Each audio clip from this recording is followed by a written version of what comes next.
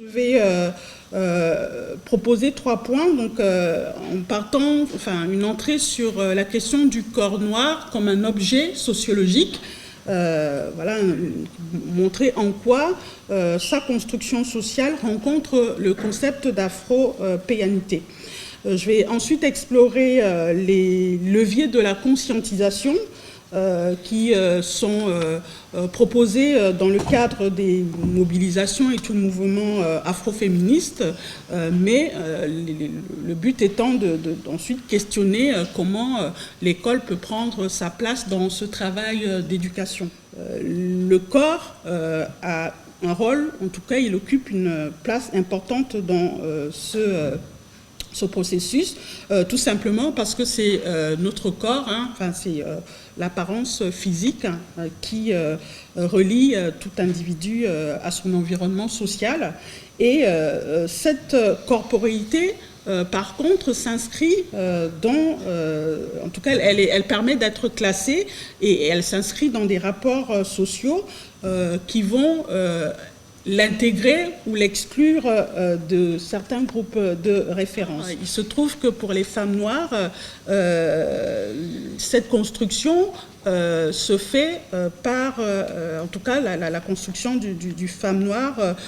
n'obéit pas à ces normes, ni aux normes de genre, ni aux normes raciales. Donc être une femme noire, je rappelle ici, en tout cas je m'appuie ici sur une citation d'Audrey Célestine qui dit qu'une femme noire, être une femme noire, c'est à ce titre d'abord avoir été une petite fille qui a parfois eu honte de ses cheveux crépus, notamment pour avoir été socialisée comme telle par des expériences nombreuses de rappel à l'ordre raciaux, et qu'il est devenu finalement au terme de ce processus de racialisation. Alors, pour résumer un petit peu ce que ça montre, notamment à travers la notion de double absence, donc déjà une absence,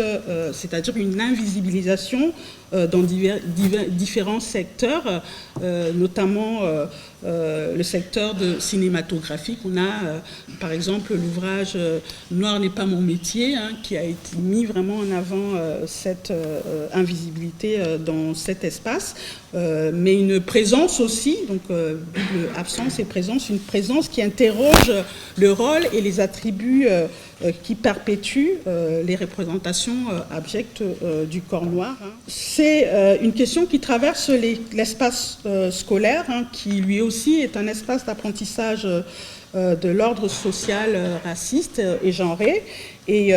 c'est cet apprentissage opère